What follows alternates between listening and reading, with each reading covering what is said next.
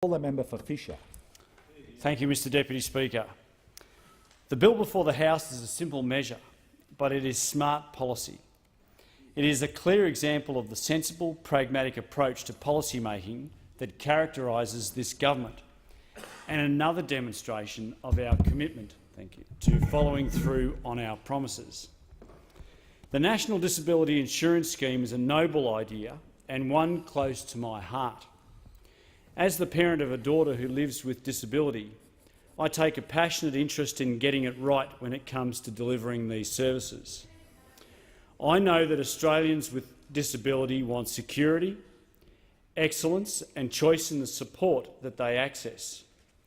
The NDIS should be a world-class means of delivering that support.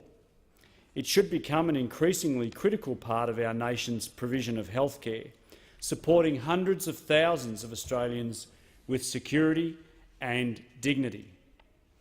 However, without urgent action, all of that is at risk from a funding black hole that threatens the sustainability of the entire system. While Labor sought to deny the problem, the Coalition recognised this shortfall from the very beginning, and we've consistently proposed common-sense measures to meet the Commonwealth's NDIS obligations. The government is on record as committed to properly, adequately and sustainably funding the scheme, and the present measure is an important part of following through on that commitment. Behind the technical terminology of this bill is a very straightforward idea. Good governments listen to the people, and they learn from the common-sense ways that families adopt by which they prosper. To any of us who have ever had to manage a household budget, or as I have, operated a small business, the good sense of the measure before us today is immediately apparent. I think most families around the country would recognise this approach. How many of us, Mr Deputy Speaker, have a jar on the kitchen bench at home, or an extra bank account, a place where we save what we find that we have left over to pay for the big costs and investments? When we have a little spare money, when the water bill is not as we expected, or there's some change left in a pocket at the end of the day, we all know what the best thing to do is. We drop it straight in the jar, or we deposit it into that extra account. But we also know that just having the jar is never enough. The other lesson we all learn, early, hopefully, is how quickly that money, whatever our good intentions, can disappear unless we decide beforehand exactly what we are saving for and we stick to that resolution. It is these practical lessons, Mr Deputy Speaker, and that pragmatic attitude that informs this bill. No forecast is ever exactly right, and few budgets are met to the dollar. In the course of the tens of billions each year which will flow through the National Disability Insurance Scheme, some items of expenditure will not be as large as the department anticipates. With the economies of scale generated by the full national scheme, there will be other savings, which the Department of Social Security will identify. As the Minister announced in May last year, savings of $711.2 million over 5 years have already been achieved through the timely finalisation of transition arrangements with states and territories.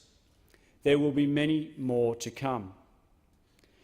By providing the ability to determine amounts to be credited to this Savings Fund special account, this measure will allow the Minister to bank those savings and underspends and make sure that they are locked in as major contributions to the National Disability Insurance Scheme in the future.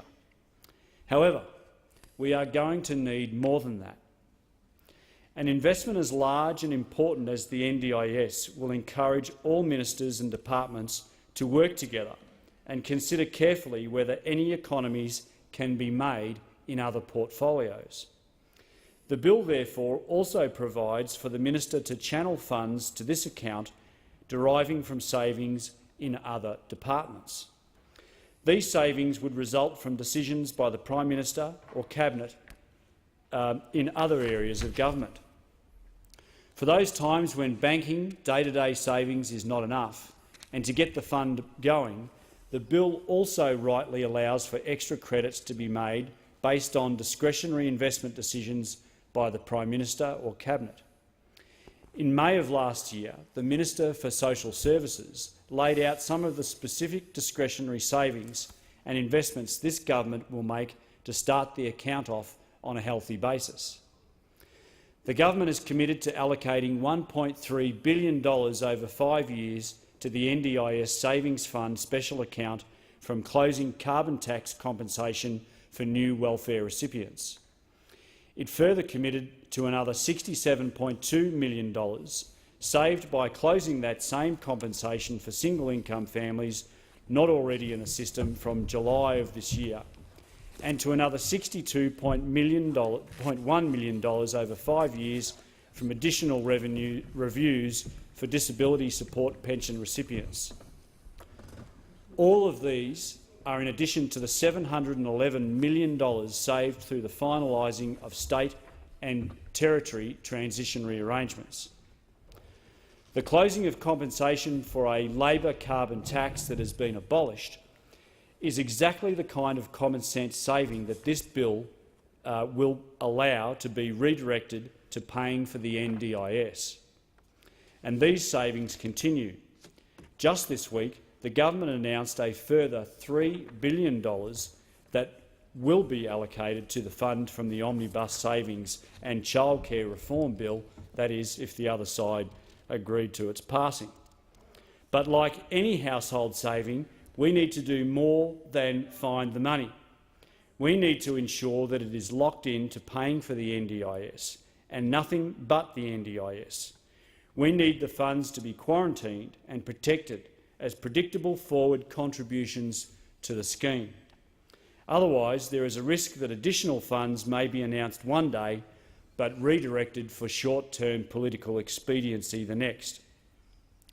The NDIS Savings Fund special account is therefore necessary as an instrument to guarantee that money, once committed, is available only to the Minister for Social Services to spend on meeting funding shortfalls in the NDIS. This is also why the bill's provisions regarding the long-term commitment of credits to the account is so important. All credits to the saving fund will be publicly announced, calculated consistently with the budget process operation rules, and will be committed for 10 years. With these provisions, we can ensure that the additional funding available to the NDIS is consistent, predictable and available, and when it is needed. Sadly, Mr Speaker, we know that this additional funding is going to be all too necessary.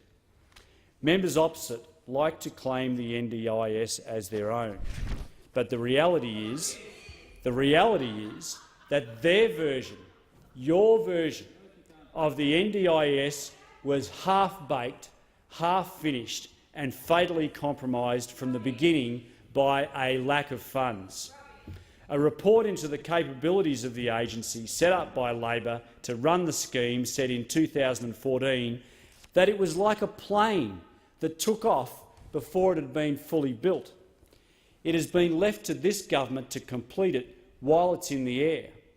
In the first quarter of operation under Labor, the average cost of an NDIS package was a full 30% higher than it was anticipated. If this situation had been allowed to continue, the total blowout in costs would have been immense and unmanageable. As it is, this government inherited from Labor a shortfall of $4.1 billion a year between the Commonwealth's NDIS commitment and the funding set aside for it in concrete dollars and cents. Over the next decade, that funding gap is expected to grow to more than $7 billion a year. The need for a special fund was highlighted again this morning in stark terms. The Labor Party continue to this day to be wilfully blind to the disaster they left behind. The Leader of the Opposition said this morning on the radio that Labor had funded the NDIS and that their plan to do so was to find other savings. What other savings, Mr Deputy Speaker? We were never told. In fact, What we do know is that any savings that the Leader of the Opposition did identify, he'd already promised to other projects, not once but repeatedly. The Labor budget that supposedly funded the NDIS predicted a surplus of $1.5 billion, but in reality delivered a deficit of $18.8 billion. The need for a special account could not be clearer. The money needed for the NDIS must be clearly and irreversibly committed to be spent only on paying for the NDIS. One wonders why those opposite would challenge such a view. Mr Speaker, this dire funding situation could not be allowed to continue, and this government has taken a series of practical and decisive steps to repair Labor's NDIS black hole. The government committed immediately to properly, adequately and sustainably funding the NDIS without yet more of Labor's deficit borrowings or increased taxes. We have maintained that commitment ever since. Before the last election, we made it clear that we intended to establish the Savings Fund special account. As I've suggested, in the 2016 budget, the government even laid out some $2.1 billion of additional funds that would be channelled into the fund. We took that plan to the Australian people last year, Mr Deputy Speaker, and we are now seeking to make that plan into a reality through this bill. As we've seen, this plan has been diligently worked through and planned for by the government. It has been discussed with stakeholders and put to the Australian people, but it's also been considered in another place. The Senate Community Affairs Legislation Committee produced a detailed report on this bill with a single recommendation. What was that single recommendation? That the bill be passed. That was a Senate recommendation.